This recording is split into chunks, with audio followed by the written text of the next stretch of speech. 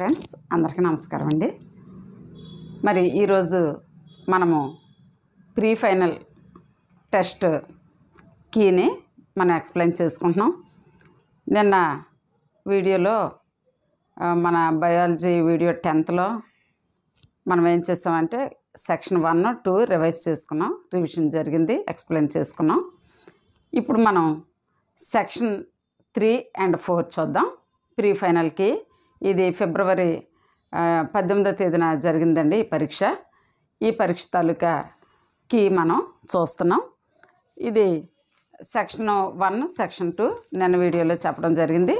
ఈరోజు వీడియోలో సెక్షన్ 3కి వెళ్దాం. మరి వీడియోలోకి వెళ్ళే ముందు చిన్న రిక్వెస్ట్, ఇంకా ఎవరైనా సబ్స్క్రైబ్ చేసుకోకపోతే మన ఛానల్ సబ్స్క్రైబ్ చేసుకోవాల్సిందిగా మనం చేస్తూ, అలాగే వీడియో మీకు నచ్చితే తప్పనిసరిగా లైక్ చేయండి. ఇది 11th క్వశ్చన్ అండి. సెక్షన్ 3లో అన్ని ప్రశ్నలకు సమాధానాలు రాయాలి మనం. Answer all the questions. Each question carries 4 marks. ప్రతి ప్రశ్నకు 4 మార్కులు. What are the differences between aerobic and anaerobic respiration? వాయు సహిత మరియు అవాయు శ్వాసక్రియల మధ్య భేదాలు ఏమిటి? ఇక్కడ ఫీచర్స్ మనం చూస్తాం. ఫీచర్స్ చూద్దాం. ఏ ఫీచర్కి మనకి ఏ విధంగా ఈ రెండింటి మధ్య తేడాలు ఉన్నాయో చూద్దాం. ఫస్ట్ ఫీచర్ ఏంటంటే ఆక్సిజన్ రిక్వైర్మెంట్. ఆక్సిజన్ రిక్వైర్మెంట్ ఏరోబిక్లో ఎలా ఉంటుంది? ఆక్సిజన్ రిక్వైర్మెంట్ అంటే రిక్వైర్స్ ఆక్సిజన్. అసలు ఏరోబిక్ రెస్పిరేషన్ అంటేనే ఆక్సిజన్ ఉన్నప్పుడు ఆక్సిజన్ సమక్షంలో జరిగేదని అర్థం, గుర్తుంచుకోవాలి. ఏరోబిక్ రెస్పిరేషన్ తాలూకా ముఖ్యమైనటువంటి మరి ఫీచర్ ఏంటంటే ఆక్సిజన్ ఉన్నప్పుడు మాత్రమే ఇది జరుగుతుంది, aerobic respiration. Anaerobic respiration does not require oxygen. ఇంకా ఎనర్జీ ప్రొడక్షన్ ప్రొడ్యూసెస్. ఏరోబిక్ రెస్పిరేషన్లో ప్రొడ్యూసెస్ మోర్ ఎనర్జీ అంటే ఏటీపీ. ఎనరోబిక్ రెస్పిరేషన్లో ప్రొడ్యూసెస్ లెస్ ఎనర్జీ అంటే ఇక్కడ మనకి కణంలో ఎనర్జీ ఏటీపీ రూపంలో, ఎడినోసిన్ ట్రైఫాస్ఫేట్ రూపంలో ఉంటుంది. తర్వాత end products carbon dioxide and water. Aerobic రెస్పిరేషన్లో కార్బన్ డైఆక్సైడ్, వాటర్ అనేవి ఎండ్ ప్రొడక్ట్స్. ఎనరోబిక్ రెస్పిరేషన్లో లాక్టిక్ యాసిడ్ ఇన్ యానిమల్స్. అలాగే alcohol and CO2 in east.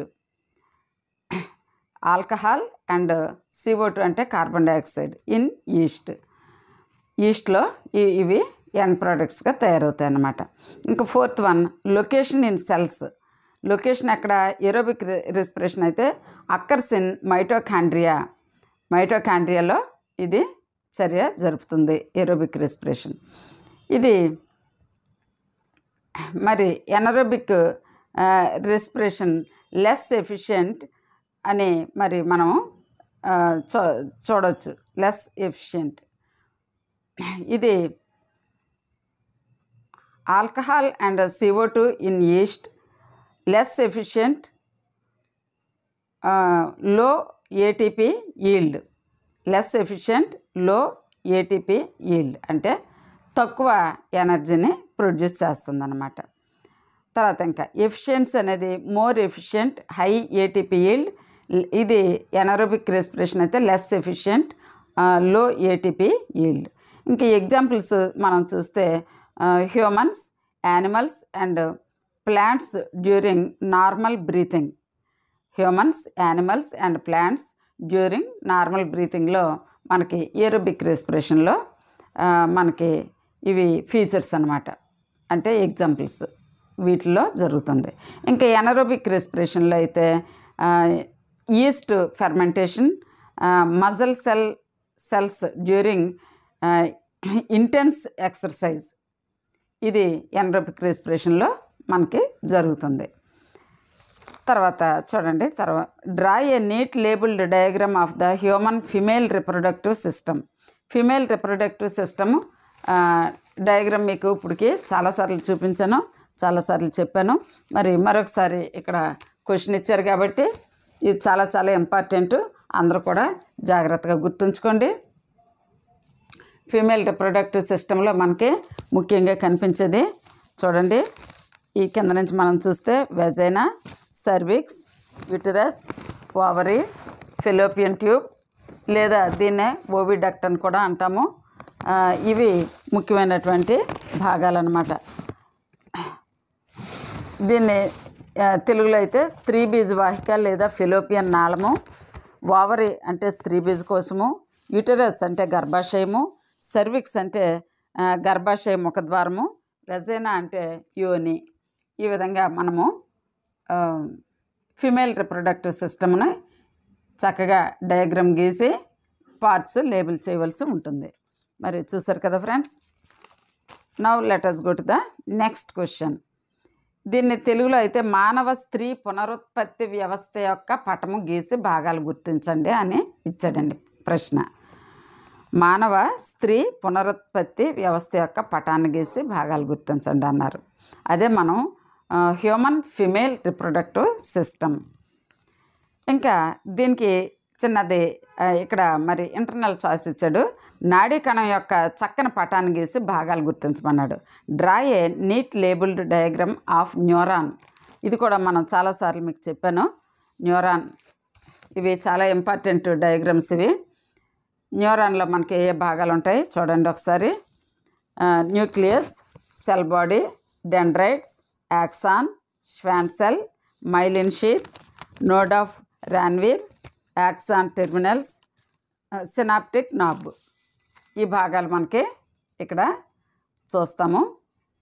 ఇవి ఇంతకుముందు కూడా మీకు చాలాసార్లు చూపించాను కాబట్టి మరి మనం త్వరగా తర్వాత ప్రశ్నకు వెళ్దాం.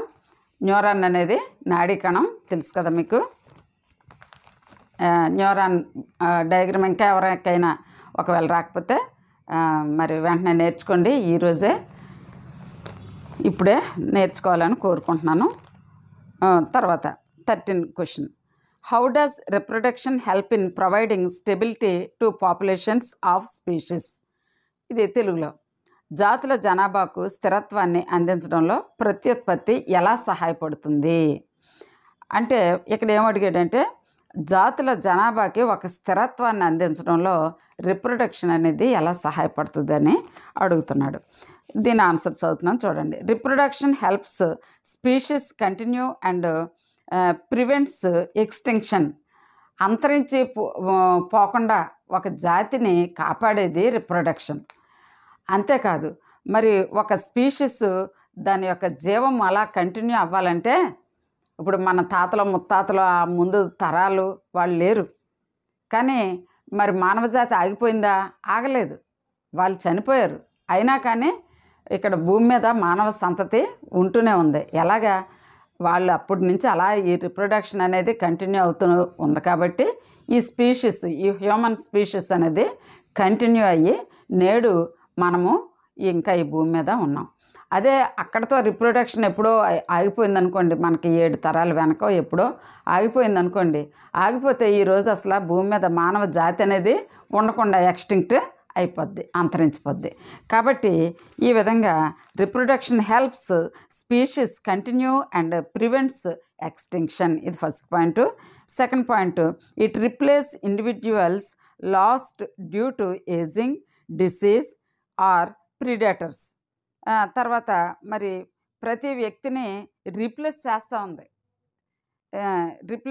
ఉంది. మరి ఏజింగ్ వల్ల మరణం ఎలా సంభవిస్తుంది?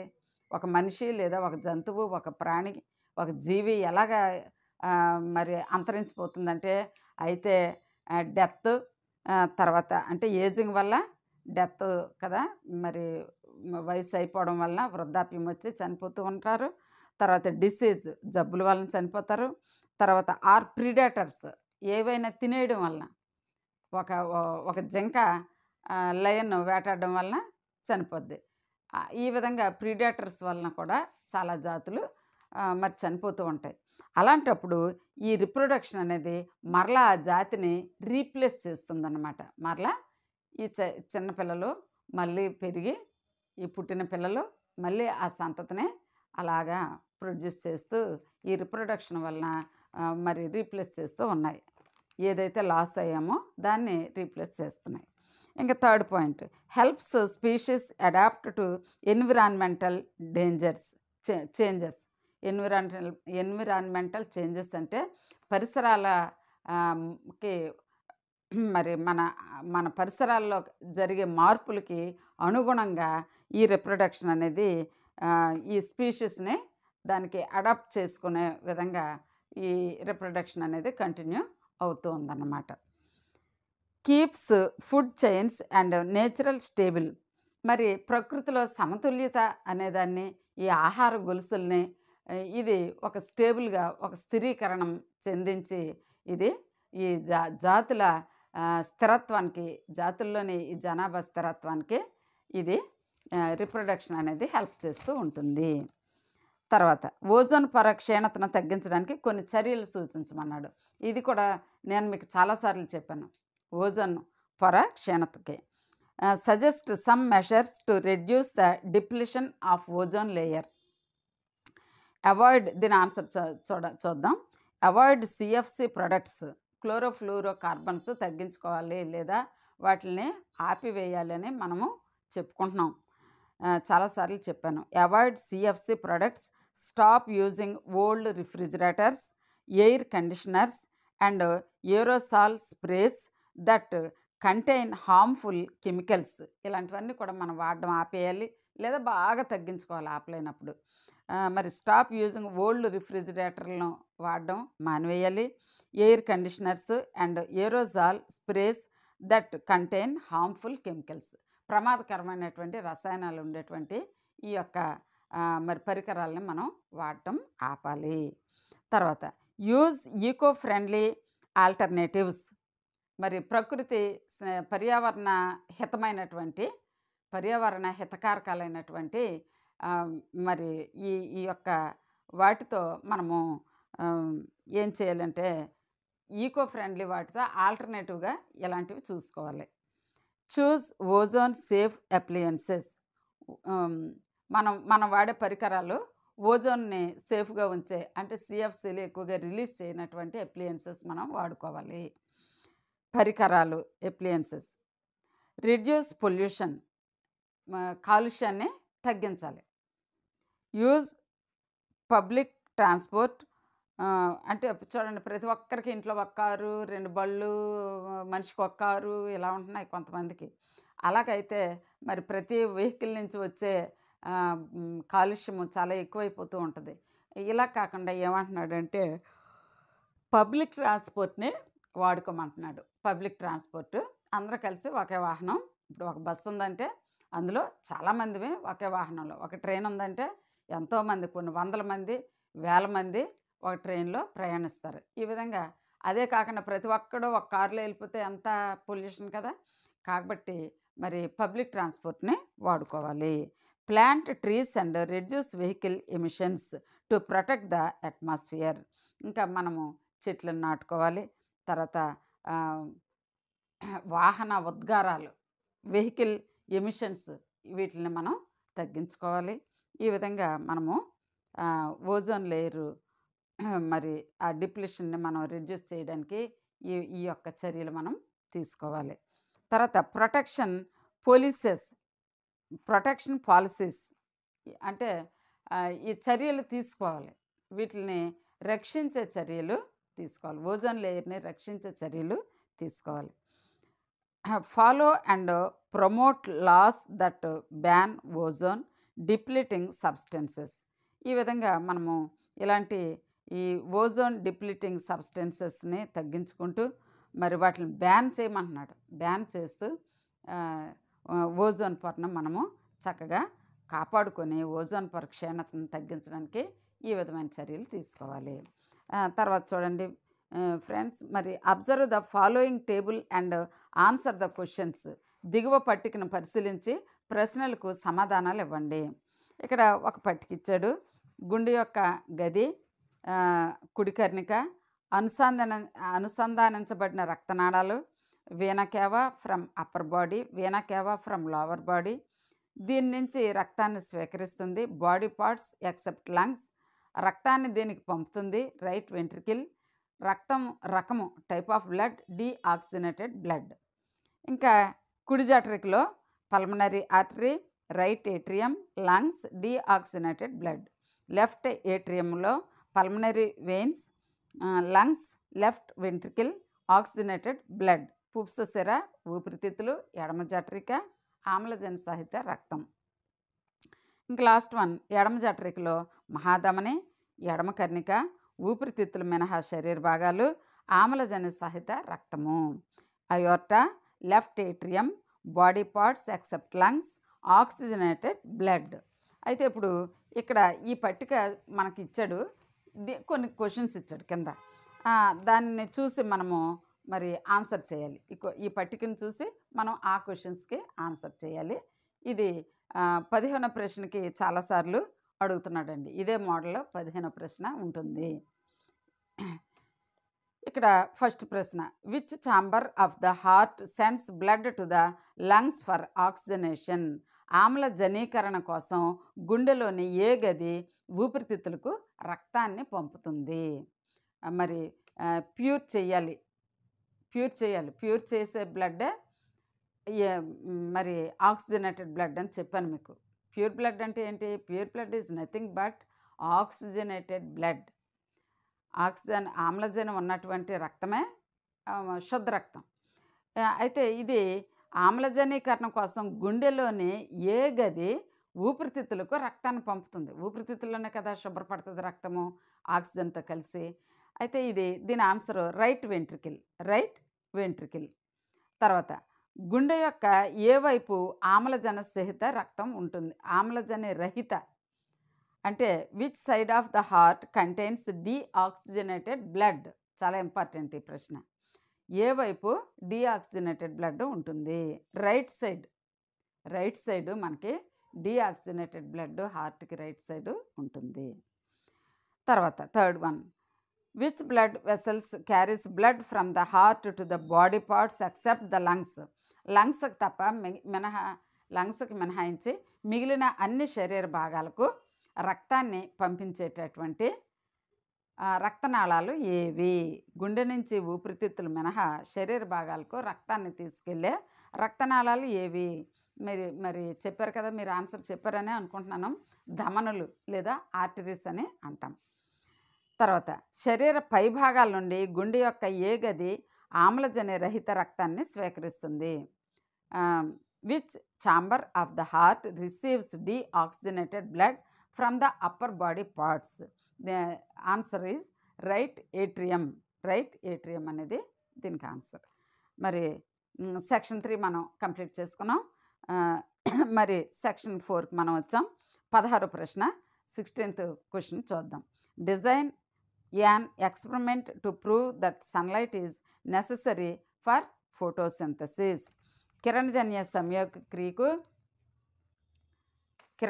సంయోగక్రియకు మరి సూర్యరశ్మి అవసరమని నిరూపించడానికి ఒక ప్రయోగం రాయమన్నాడు.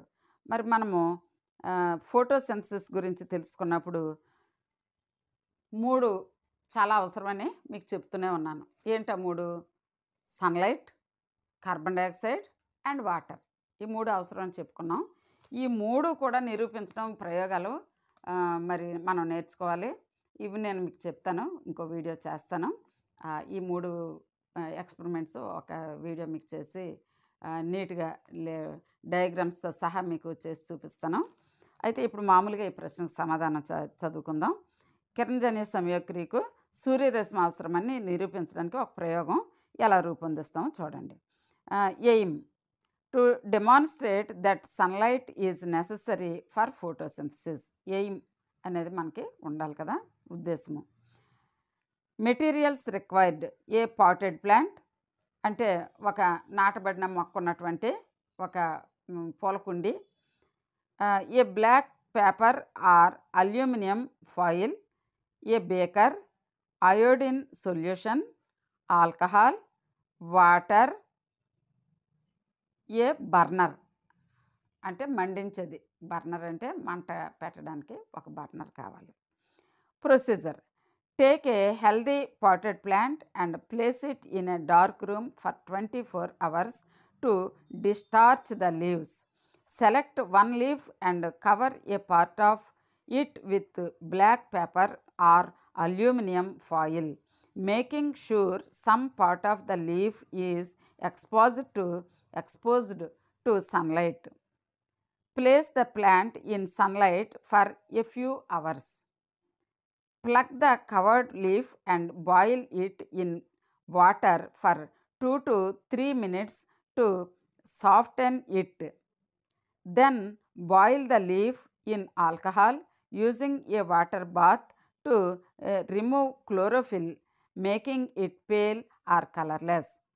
Rinse the leaf in warm water to soften it. Add iodine solution to the leaf and observe the color change. ఇప్పుడు అబ్జర్వేషన్స్ ఏంటో చూద్దాం. The uncovered part of the leaf which received sunlight turns blue-black in the presence of iodine, indicating starch formation. The covered part of the leaf which did not receive sunlight does not turn blue-black, proving no starch formation. ఇంకా conclusion, లాస్ట్లో conclusion ముగింపిస్తాం. Since starch is a product of photosynthesis, the experiment proves that sunlight is necessary for photosynthesis. మరి దీన్ని ఇప్పుడు మనం తెలుగులో చదువుకుందాం. ఎవరికైనా ఇంగ్లీష్ అర్థం కాకపోతే తెలుగు మీడియంలో మళ్ళీ నేను చదువుతున్నాను, చూడండి. కిరణజన్య సంయోగక్రియకు సూర్యరశ్మి అవసరమని నిరూపించడానికి ఒక ప్రయోగాన్ని రూపొందించండి. క్వశ్చన్ అది. ప్రయోగ ఉద్దేశము కిరణజన్య సంయోగక్రియకు సూర్యరశ్మి అవసరమని నిరూపించుట. అవసరమైన పరికరాలు: ఒక కుండలో ఉన్న ఆరోగ్యకరమైన మొక్క, నల్ల కాగితం లేదా అల్యూమినియం ఫాయిల్, బేకర్, అయోడిన్ ద్రావణం, ఆల్కహాల్, నీరు. ఇవి మనకి అవసరమైనటువంటి పరికరాలు. తర్వాత ప్రయోగ విధానం, ప్రొసీజర్. మొక్కను 24 గంటల పాటు చీకటి గదిలో ఉంచి స్టార్చ్ తొలగించాలి, అంటే డీస్టార్చింగ్ ప్రక్రియ చేయాలి. ఒక ఆకును ఎంచుకొని దాని కొంత భాగాన్ని నల్ల కాగితం లేదా అల్యూమినియం ఫాయిల్తో కప్పి మిగిలిన భాగాన్ని వెలుగులో ఉంచాలి. తర్వాత థర్డ్ పాయింట్, మొక్కను కొన్ని గంటల పాటు సూర్యకాంతిలో ఉంచాలి. ఆ తర్వాత ఆకును తీసి 2 నుండి 3 నిమిషాలు వేడి నీటిలో మరిగించాలి. ఆకులోని క్లోరోఫిల్ తొలగించేందుకు దానిని ఆల్కహాల్లో మరిగించాలి. ఆకును మళ్ళీ గోరువెచ్చని నీటిలో ఉంచి మృదువుగా చేయాలి. ఆకు మీద అయోడిన్ ద్రావణం పోసి మారిన రంగును గమనించాలి. ఇప్పుడు మనం గమనిక, అబ్జర్వేషన్, తెలుగులో గమనిక అంటాం. సూర్యకాంతి అందిన భాగం నీలం, నలుపు రంగుకు మారుతుంది. స్టార్చ్ ఉత్పత్తి జరిగినట్టు తెలియచేస్తుంది. కప్పివేసిన భాగం రంగు మారదు, అంటే స్టార్చ్ ఏర్పడలేదు. కాబట్టి ఈ ప్రయోగం సూర్యకాంతి లేకుండా ఫోటోసింథసిస్ జరగదని నిరూపిస్తుంది. ఇది మనం ఈ ప్రయోగం చక్కగా ఇలా రాసి మరి చిన్న డయాగ్రామ్ వేస్తే 8 మార్క్స్ ఖచ్చితంగా పడతాయి. తర్వాత మనకి రైజోపస్లో సిద్ధబీజాలను పరిశీలించే కృత్యాన్ని వివరించమన్నాడు. Describe an activity to observe spores in Rhizopus. ఇది రేపు నేను మీకు పూర్తి ప్రయోగం చేసి చూపెడతాను, మిస్ అవ్వకుండా చూడండి. మరి ఇప్పుడైతే మరి దీని ఆన్సర్ మనం చదువుకుందాం. To observe the spores in Rhizopus, a type of fungus. Rhizopus అంటే ఏంటి? A type of fungus.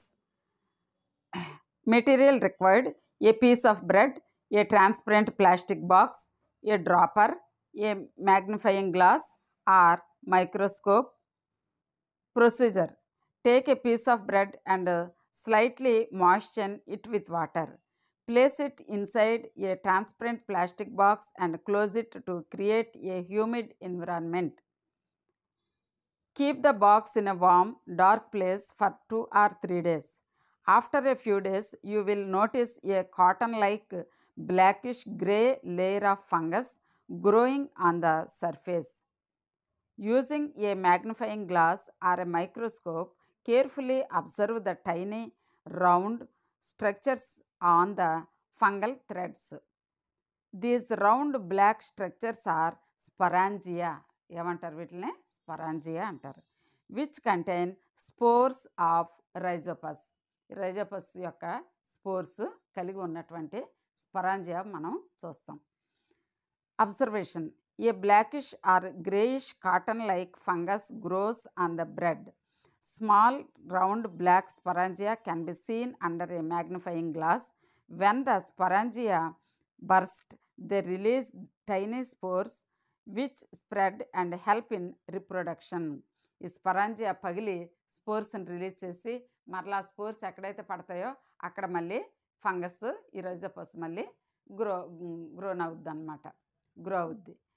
ఈ విధంగా మరి అందులో రిప్రొడక్షను, సెక్షువల్ రిప్రొడక్షన్ అనేది మనకు అక్కడ జరుగుతుంది. తర్వాత ఇంకా మనం అబ్జర్వేషన్ అంటే ఈ అబ్జర్వేషన్ చూసాము, కంక్లూషన్ చూద్దాం. This activity shows that Rhizopus reproduces through spores which are stored in sporangia and dispersed when the conditions are favourable. అనుకూలమైన పరిస్థితుల్లో ఇవి మళ్ళీ తిరిగి మొలకెత్తుతాయి. ఇప్పుడు నేను తెలుగులో చెప్తున్నాను. రైజోపస్లో సిద్ధబీజాలను పరిశీలించే కృత్యాన్ని వివరించండి. యాక్టివిటీ. ప్రయోగ ఉద్దేశము: రైజోపస్లో సిద్ధబీజాలను పరిశీలించుట. అవసరమైన సామాగ్రి: ఒక ముక్క బ్రెడ్, పారదర్శకమైన ప్లాస్టిక్ డబ్బా, డ్రాపర్, సూక్ష్మదర్శిని. ఇవి అవసరమైన సామాగ్రి. పద్ధతి అంటే మనం ఇంగ్లీష్లో ప్రొసీజర్ అంటాం కదా, అది. ఒక బ్రెడ్ ముక్క తీసుకొని దానిని కొద్దిగా తడిపి ఉంచండి. దానిని పారదర్శకమైన ప్లాస్టిక్ డబ్బాలో ఉంచి తేమ వాతావరణాన్ని కలిగించడానికి మూసివేయండి. డబ్బాను 2 నుంచి 3 రోజుల పాటు గాలి మరియు చీకటి ప్రదేశంలో అంటే గాలి తగలని ఒక చీకటి ప్రదేశంలో ఉంచాలి. కొన్ని రోజుల తర్వాత బ్రెడ్పై అంటే ఈ డబ్బా మనం క్లోజ్ చేస్తాం కాబట్టి ఇంకా గాలి తగలకపోవడం ఏమి ఉండదండి. ఈ 2-3 రోజుల పాటు ఒక చీకటి ప్రదేశంలో దీన్ని ఉంచాలన్నమాట. కొన్ని రోజుల తర్వాత బ్రెడ్పై దారాల లాంటి నలుపు, బూడిద రంగు ఫంగస్ పెరుగుతుందని గమనించవచ్చు. మైక్రోస్కోప్ ఉపయోగించి ఫంగస్పై కనిపించే చిన్న గుండ్రని ఆకారపు నిర్మాణాలను జాగ్రత్తగా గమనించండి. ఈ గుండ్రటి నలుపు నిర్మాణాలు స్పొరాంజియా అని పిలువబడతాయి. ఇవి రైజోపస్ స్పోర్స్ను కలిగి ఉంటాయి. గమనిక: బ్రెడ్పై నలుపు లేదా బూడిద రంగులో ఉన్న కాటన్ లాంటి ఫంగస్ పెరుగుతుంది. స్పొరాంజియా పగిలినప్పుడు చిన్న స్పోర్లు విడుదలవుతాయి. ఇవి వ్యాపించి పునరుత్పత్తి చేస్తాయి. మరి ఇక్కడితో ఈ క్వశ్చన్ అయిపోయింది. ఇంకా లాస్ట్ క్వశ్చన్ 17th క్వశ్చన్కి మనం వచ్చాము. ఈ 17th క్వశ్చన్ మనం చూద్దాం. Explain how traits are expressed with an example. లక్షణాలు ఎలా వ్యక్తీకరించబడతాయో ఉదాహరణలతో వివరించమన్నాడు. Heredity is the process of passing traits from parents to offspring through genes. These traits are controlled by DNA which contains the genetic information in the form of genes. How traits are expressed? Answer is 1. Genes and DNA. ఇక్కడ 4 points ఇచ్చాము, గుర్తుంచుకోండి. First one, genes and DNA. Traits are determined by genes which are segments of DNA present in the chromosomes. Second one is protein synthesis. Genes provide instructions to synthesize specific proteins which are responsible for the development of traits. Third one, dominant and recessive traits. Some traits are dominant, expressed if at least one dominant allele is present, while others are recessive, expressed only when 2 recessive alleles are inherited. Fourth one, expression of traits. The proteins produced by genes result in physical characteristics like eye color, hair type and height. Examples ఇప్పుడు చూద్దాం. I colour in humans. మనుషుల్లో కన్ను తాలూకా రంగు, కన్ను యొక్క రంగు. Eye color in humans. The gene responsible for eye color has 2 forms alleles, brown B and blue small b. If a person inherits capital B అంటే brown or capital B small b అంటే brown, they will have brown eyes dominant trait. If they inherit small b అంటే blue, they will have blue eyes recessive trait. Conclusion: traits are expressed based on the genetic makeup inherited from parents. The proteins synthesized from genes determine the physical characteristics of an organism. మరి ఇది మనము ఇదే ఆన్సర్ని ఇప్పుడు తెలుగులో చెప్పుకుందాం. జన్యుశాస్త్రం అనేది తల్లిదండ్రుల నుండి సంతతికి లక్షణాలు జన్యువుల ద్వారా చేరే ప్రక్రియ. ఈ లక్షణాలను DNA నియంత్రిస్తుంది. ఇది ఇది జీన్స్ రూపంలో జన్యు సమాచారం కలిగి ఉంటుంది. అయితే లక్షణాలు ఎలా వ్యక్తీకరించబడతాయి? ఒకటి, జన్యువులు మరియు DNA. లక్షణాలు జీన్ల ద్వారా నిర్ణయించబడతాయి. ఇవి క్రోమోజోములో ఉన్న DNA భాగాలు. 2, ప్రోటీన్ సంశ్లేషణ. జన్యువులు నిర్దిష్ట ప్రోటీన్లను తయారు చేసే సూచనలను అందిస్తాయి. ఇవి శరీర లక్షణాల అభివృద్ధికి బాధ్యత వహిస్తాయి. ఇంకా 3rd పాయింట్, ఆధిపత్య లక్షణాలు. కనీసం ఒక ఆధిపత్య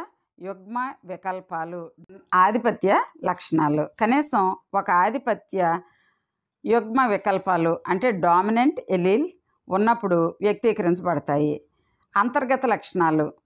2 అంతర్గత యుగ్మ వికల్పాలు రిసెసివ్ ఎలీల్స్ ఉన్నప్పుడు మాత్రమే వ్యక్తీకరించబడతాయి. ఇక లక్షణాల వ్యక్తీకరణ. జీన్ల ద్వారా ఉత్పత్తి అయిన ప్రోటీన్లు శారీరక లక్షణాలను నిర్ణయిస్తాయి. ఉదాహరణ, కంటి రంగు, జుట్టు ఆకారము, ఎత్తు మొదలైనవి. ఉదాహరణ, మనుషుల్లో కంటి రంగును నియంత్రించే జీన్కు 2 రూపాలు అనగా 2 ఎలీల్స్ ఉంటాయి.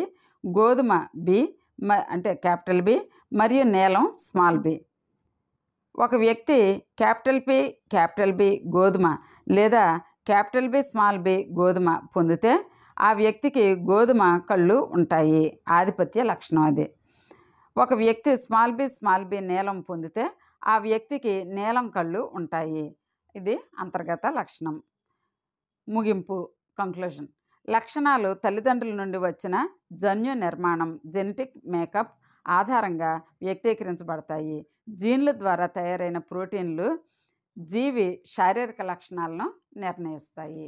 మరి ఇది కొంచెం ప్రాక్టీస్ చేయాలి మీరు, ఎందుకంటే హెరిడిటీ కొంచెం అర్థం చేసుకోవడానికి అంటే కష్టమేం కాదు, కానీ కొంచెం మరి దృష్టి పెట్టాలి. ఎక్కువ కాన్సన్ట్రేషన్గా చదివితేనే హెరిడిటీ అనేది మీకు గుర్తుంటుంది. తర్వాత ఇంకా నెక్స్ట్ క్వశ్చన్ మనకి 17th B. How does the phototropism occur in plants?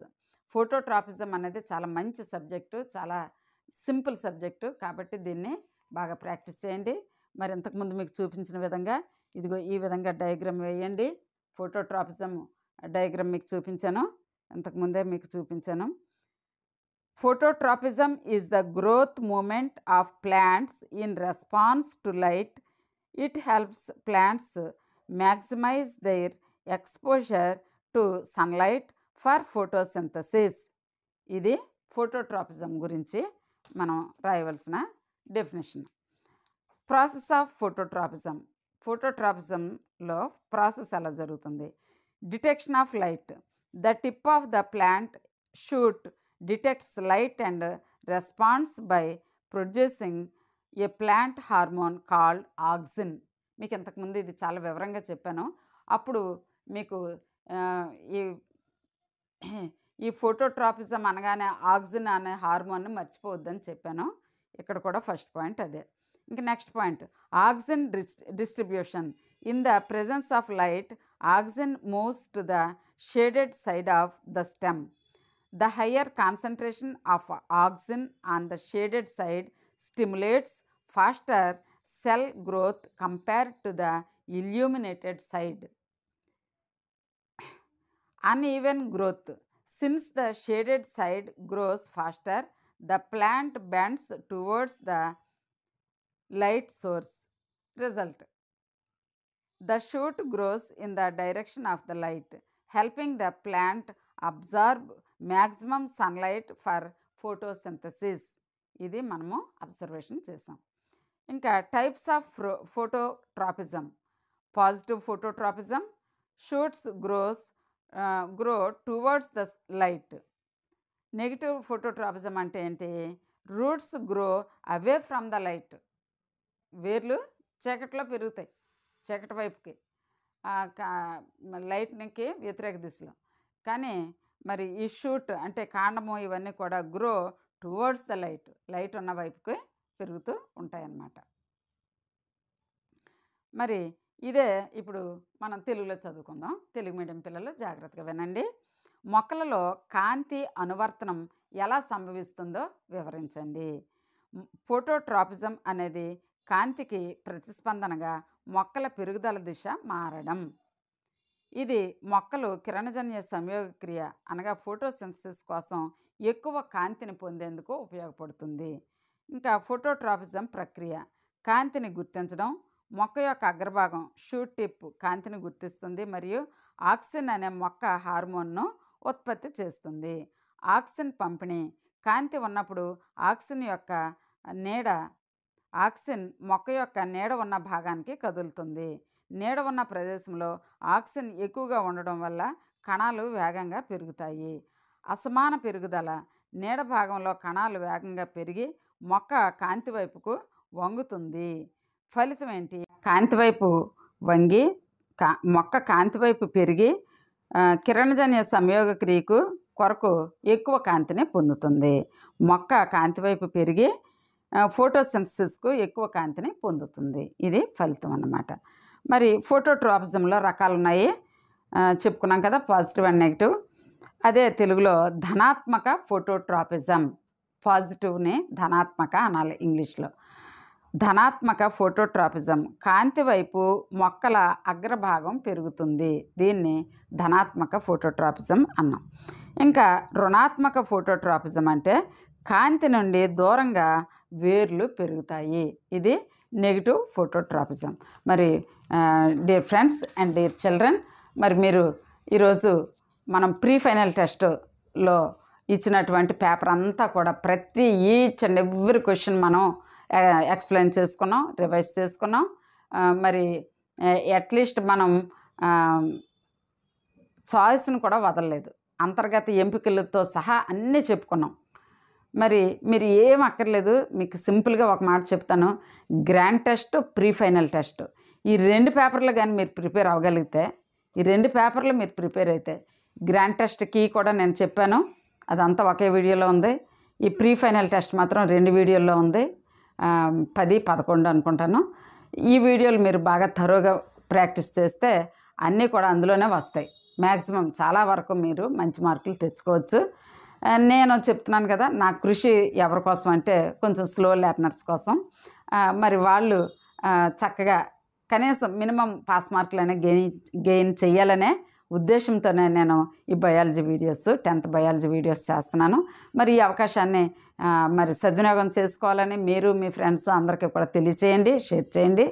మరి ఇంకా ఒకవేళ మన ఛానల్ని సబ్స్క్రైబ్ చేసుకోకపోతే తప్పనిసరిగా సబ్స్క్రైబ్ చేసుకోండి. మరి ఈ వీడియో నచ్చితే లైక్ చేయండి. Thank you for watching. Thank you very much.